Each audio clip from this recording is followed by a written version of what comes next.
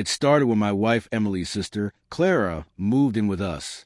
She was pregnant, recently dumped by her ex-boyfriend, and had nowhere else to go. Emily didn't ask me before offering her our guest room, but I agreed, barely. I figured it would be temporary. Clara didn't work, didn't contribute, and treated our home like her own personal space. She'd leave dishes in the sink, monopolize the TV, and made offhand remarks about how I wasn't supportive enough of Emily. The tension was subtle at first. Emily would defend Clara, saying pregnancy was hard, but then I started noticing weird things. Clara had long phone calls late at night. She'd go quiet when I walked by. She once laughed a little too hard at Joke Jake, my best friend, made during dinner. Jake had started coming around more than usual. At first, I assumed it was a check on me, maybe hang out like old times. But his eyes followed Clara just a little too long, and once I caught them whispering in the hallway. They shut up the second I entered. Emily and I hadn't been connecting either. She was always working late or running errands. She looked tired, distracted, and distant. I assumed it was just stress from Clara being around, but something wasn't sitting right. She'd get defensive when I asked where she'd been. Once, I asked if everything was okay between us, and she said, "We've just got a lot going on right now." Clara started making herself at home more boldly. She rearranged the pantry for convenience. She questioned why we ate certain foods. She talked about the baby like it belonged to all of us. I shrugged most of it off, until I couldn't anymore. Emily and I finally decided to take a weekend trip. Just 2 days to breathe. When we got back, the kitchen was unrecognizable. Every cabinet, every shelf in the fridge was empty. Groceries, snacks, even spices, gone. Clara stood there calmly and said she threw it all out. Her reason? Half that stuff isn't safe for pregnancy. I can't risk the baby's health just because you two like processed junk. I was stunned. Hundreds of dollars worth of food, gone without a word. Emily tried to calm me down, saying Clara probably overreacted with good intentions, but it felt deliberate, like she was testing limits. I told her she'd cross a line, and Clara scoffed, muttering about how I'd never understand what it means to be nurturing. Jake showed up mid-argument. Instead of backing me up, he smirked and told me I was overthinking everything. Clara looked smug after that. That night, I couldn't sleep.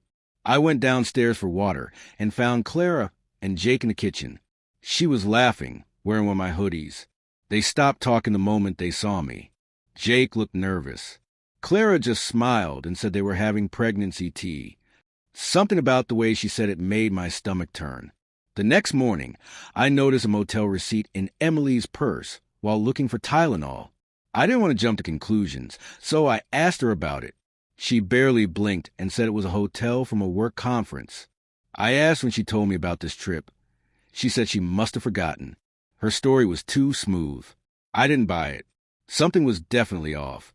There were too many things not adding up, and I was done ignoring the gut feeling that something was seriously wrong.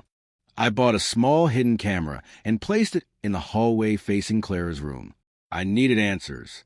That same week, footage showed Jake entering the house at midnight and going straight into Clara's room. He didn't leave until early morning. I confronted Clara first. She didn't even deny it. She just shrugged and said, "It's complicated." I asked her whose baby it really was, Jake's or her ex Lena's. Her eyes flickered before she muttered, "I'm not even sure anymore." I was furious, but it didn't stop there.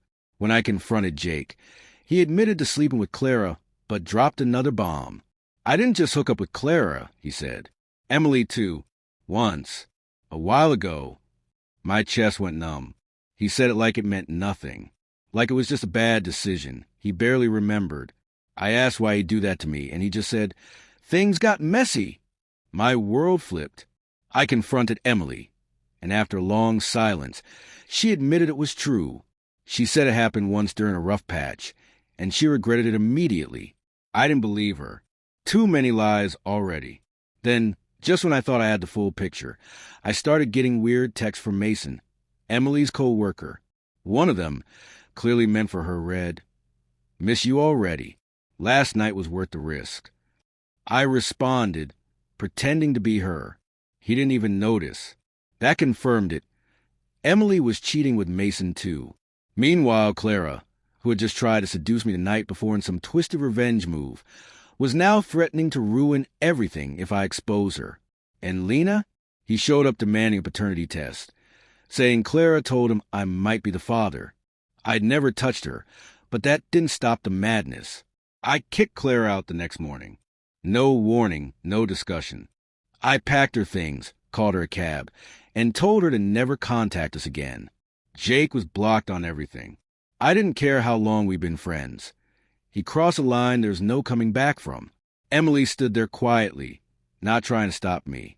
Later that night, she finally broke down and admitted the affair with Mason had been ongoing for months.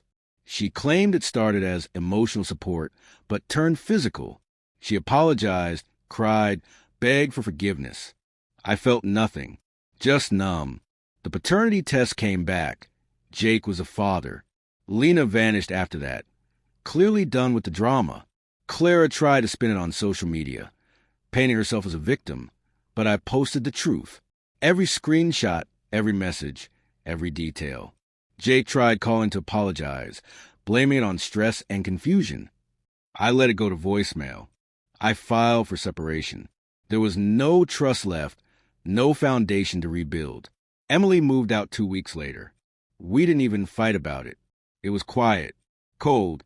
We were both exhausted. I sold the house shortly after. Too many memories in every room. I cut contact with everyone involved, blocked numbers, deleted socials, disappeared from the mess. It's been months now. I'm still angry, still processing, but I'm not broken. If anything, I'm clearer than I've ever been. The people closest to me turn out to be the ones who hurt me the most. I've learned that loyalty can't be assumed, and sometimes protecting your peace means walking away from everyone. Do I regret letting Clara move in? Absolutely. But more than that, I regret ignoring my gut for as long as I did. Never again.